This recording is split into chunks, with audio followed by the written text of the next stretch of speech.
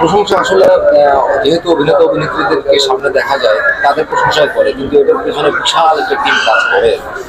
সুতরাং প্রশংসা আসলে আমার একার।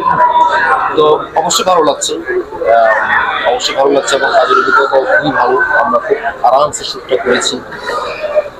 আর ফারুকী ভাইয়ের কথা আসলে নতুন করে বলার কিছু নয়। উনি অনেক দক্ষ এবং উনি কীভাবে অভিনেতাগুলো কীভাবে ডিরেক্টরটা আমরা একটু ভালো করে জানেন। আমি ওনাকে ফলো করেছি।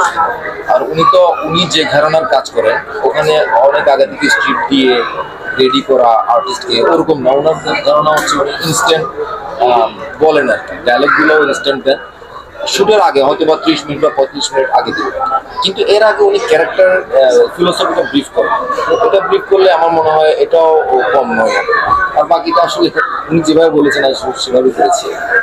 এখানে যেহেতু আপনাকে ঘিরেই গল্পটা আবর্তিত হয়েছে অনেকটা, 420 আমরা দেখেছি, সেটা তো আপু বললাম যেটা ইতিহাস হয়ে আছে। যখন এই স্ক্রিপ্টটা পেলেন 840-এর, বাড়তি কোনো প্রেশার অনুভব করেছিলেন কিনা, বা ওইটাই মাথায় ছিল কিনা আমাকে এটা ছাড়িয়ে যেতে হবে বা এটা বেটার সঙ্গে দিতে হবে? আসলে না, ওরকম কোনো চাপ আমার মধ্যে ছিল না। একটু চাপ ছিল যেহেতু ফারুকী ভাইয়ের সাথে আমার প্রথম কাজ, ওই জন্য হয়তো একটু চাপ ছিল। কিন্তু ওই চাপটা আসলে যখন কাজ করতে গেলাম, শুটের আগের কথা বলছি, যখন আমরা এটা নিয়ে কাজ করছিলাম স্ক্রিপ্ট নিয়ে বা উনি ক্যারেক্টারটা আমাকে বোঝাচ্ছিলেন, যখন ধীরে ধীরে সময় করা ছিল তখন আস্তে আস্তে আমার মধ্যে সামান্য যে চাপগুলো ছিল ওগুলো আস্তে আস্তে কমতে শুরু করেছে। আর শেষ পর্যন্ত শুটিংয়ে যাওয়ার আগে, আর এটা আমার ফারুকী ভাইয়ের সাথে প্রথম কাজ, কিন্তু এটা করার আগে মানে আমি 840-তে যুক্ত হই মে মাসে 23-এ। তো আমরা মে জুন জুলাইতে গিয়ে একটা টিভিসি করি। এটা ফারুকী ভাই হয়তো আমার সাথে একটু ঝালাই করে নিলেন, এক্সপেরিমেন্টাল একটা বিষয় আর কি। তো যেহেতু সামনে একটা লং জার্নি আছে, তো আমার কাছে শুটিং এর সময় আমার কাছে সত্যিকার অর্থে কোনো চাপ বোধ হয়নি। তাছাড়া আমার যে কোয়েক্টররা ছিল, আশুতোষ সুজন, মার্জুক রাসেল বা আরো যারা ছিলেন, তারা এত চমৎকার কোয়েক্টর। তো আমার কাছে কোনো চাপ অনুভূত হয়নি। যে টিমটা এবং যারা অভিনয় করেছে সবাই যার যার জায়গা থেকে সেরাটা দিয়েছে এবং খুবই ভালো মানের তারা সবাই অভিনেতা, একযোগে সবাই স্বীকার করবে। যখন এই যে বাঘা একটা সব একসাথে একটা জায়গায় কাজ করে, তখন নিজের যে অভিনয়ের দক্ষতাটা আসলে চ্যালেঞ্জিং হয়ে ওঠে। ওটা আমার মনে হয় আসলে চ্যালেঞ্জিং হয়, ওটা আরো আরাম হয়, ওটা আরো বুস্ট আপ। এটাকে কখনো চ্যালেঞ্জিং বলা চলে না। বিং অ্যান অ্যাক্ট্রেস আমি এতটুকু বলবো, আমার কোয়ার্টিস্ট যখন ভালো করে তখন ওটা আমাকে বুস্ট আপ করে। এবং কখনোই একটা মানুষ একা ভালো অ্যাক্টিং করতে পারে না। এটা একটা, আবারও বলি, এটা একটা টিম ওয়ার্ক।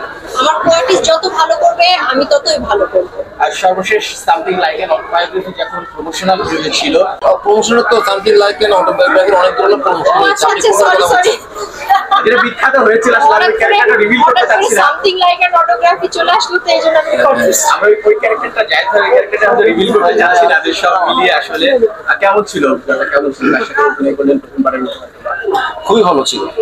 আর ওই যে ডিরেক্টরের কথা যেটা বললাম, আসলে ডিরেক্টর একটা আর্টিস্ট যখন অনেক একটু ওভার অ্যাক্টিং করে তারটা কমিয়ে আনে, যে একটু কম অ্যাক্টিং করে তারটা বাড়িয়ে আনে, আমার ক্ষেত্রে হয়েছে। মানে আমরা যেভাবে করছিলাম উনি বের করে নিয়েছেন।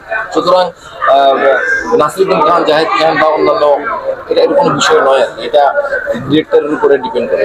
এটা আপনারা হলে গেলে দেখতে পাবেন। এই সিনেমায় নাসিরুদ্দিন ভাইকে নতুন রূপে দেখতে পাবেন। দেখতে পাচ্ছেন তো সবাই, মানে বুঝি না নতুন রূপে দেখতে পাবেন। অবশ্যই রূপটা ভিন্ন না, ভিন্ন।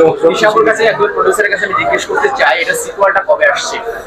কিসের সিকুয়েল? এটা প্রথমত হচ্ছে যে এখানে যে জায়গায় থেমেছে আসলে, এক সেকেন্ড, এটা কিন্তু কোনো সিকুয়াল না। 420 ডাবল ধামাকা হচ্ছে 840, ইটস নট সিকুয়াল।